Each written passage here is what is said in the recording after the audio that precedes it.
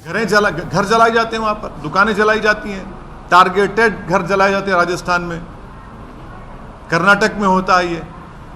तो ये पूरे कंट्री में इतने 6-7 प्रदेशों में अगर हो रहा है तो ये देखिए, ये एक ऐसा नहीं है, पूरा प्लानिंग से हो रहा है ये।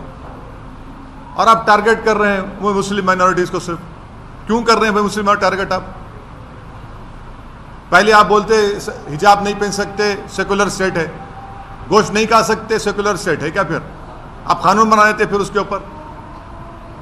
कहाँ पे रुकेगा बात? ये mob lynching, state sponsored violence, अब स्टेट कॉम्प्लिसिट वायलेंस, और संघ परिवार लो इंटेंसिटी वायलेंस कर रही पूरे देश में। ये परफेक्ट कर चुके हैं अपनी चीज़ को, लो इंटेंसिटी वायलेंस करते हैं, यहाँ करो, वहाँ करो, इधर करो। सरकार की जिम्मेदारी बताइए, सरकार की जिम्मेदारी है ही नहीं।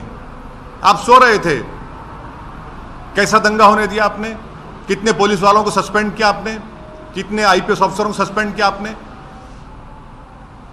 इससे बात साबित हो रही कि आपकी पूरी रजामंदी से, जिसको हमने कहा अंग्रेजी का लफ्ज स्टेट कॉम्प्लिसिट वायलेंस है, बिहार में होता है, हमारे खिलाफ बातें करते हैं, बकवास करते हैं। कैसे मस्जिद के बजा के झंडा लगाते हैं भाई, आप बताइए, कैसे लगाते हैं कोई भी? इसका जिम्मेदार कौन है? मैं हूं जिम्मेदार उसका। तो ये सब चीजें हो रही हैं। सर, करौली में बीजेपी तो ये आदेश कर ली कि एक्सोडस हो रहा है हिंदूज का, और कोई पुलिस वाला कुछ बोल रहा है, मतलब सर वहाँ पुलिस वाला एडमिट करे कि कैमरा पे गवर्नमेंट का फेल होता है इस पर। राजस्थान करौली में जो कुछ हुआ, मध्य प्रदेश में जो कुछ हुआ, गुजरात में आनंद, हिम्मतनगर, खंभाट में जो कुछ हुआ, कर्नाटक में जो कुछ हुआ, गोवा में जो कुछ हुआ, वहाँ की सरकारों की रजामंदी से ये स्टेट कॉम्प्लिसिट वायलेंस हो रहा है। और टारगेट पे कौन है?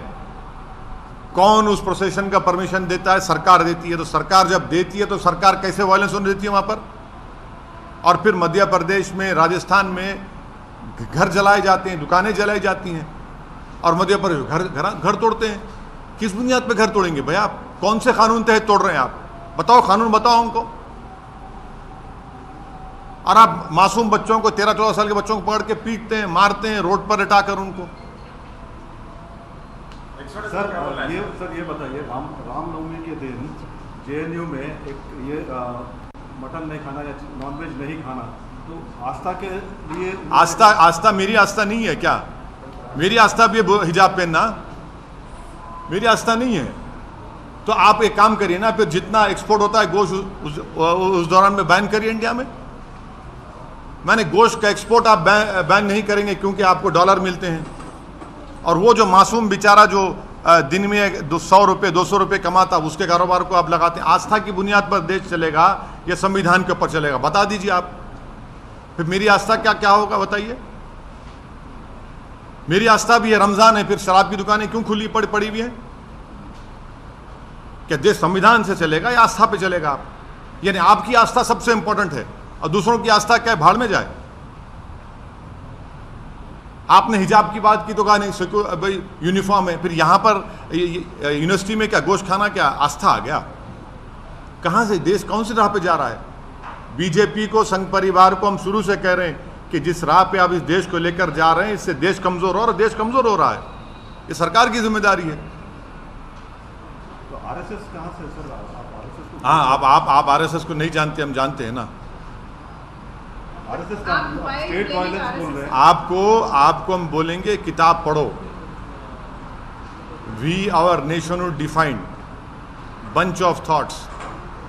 ये 2 किताबें आप पढ़ लो, जिसमें आरएसएस के उस वक्त के सर संचालक खुद कह रहे हैं कि जब जुलूस निकलता था तो मैं बाजा बजाता था बोल के।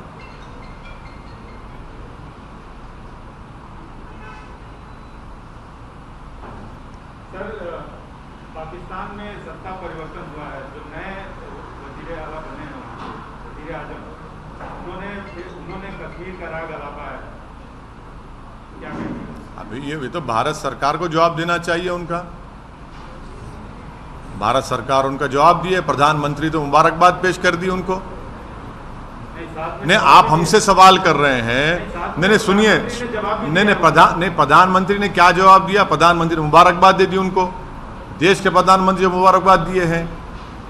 लेकिन नहीं, प्रधानमंत्री ने उनको मुबारकबाद दी है और कहा कि भाई इस खित्ते के अमन के लिए हमको अमन को बरकरार रखना चाहिए, टेररिज्म खत्म करना चाहिए। अब देश के प्रधानमंत्री मुबारकबाद दे रहे हैं तो ओवैसी से क्यों सवाल किया जा रहा है? सर आप कश्मीर से हमसे सवाल क्यों करते हैं? प्रधानमंत्री से भी करिए। कश्मीर हमारे देश अरे का हाँ, अरे जब सांसद हैं यहाँ पर। नहीं, देश के प्रधानमंत्री जब मुबारकबाद दे रहे हैं शहबाज शरीफ को, तो ओवैसी को क्यों घसीट रहे हैं इसमें आप?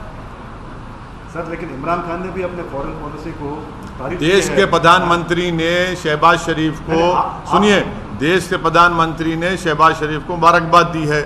देश के प्रधानमंत्री ने, जब शहबाज शरीफ के बड़े भाई नवाज शरीफ प्रधानमंत्री थे उस मुल्क के, तो अफगानिस्तान से अचानक जब उन्होंने देखा कि शहबाज शरीफ के घर में लाइट दिख रही तो उन्होंने उतर गए, वहाँ पर दावत में चले गए बिन बुलाए मेहमान बनकर।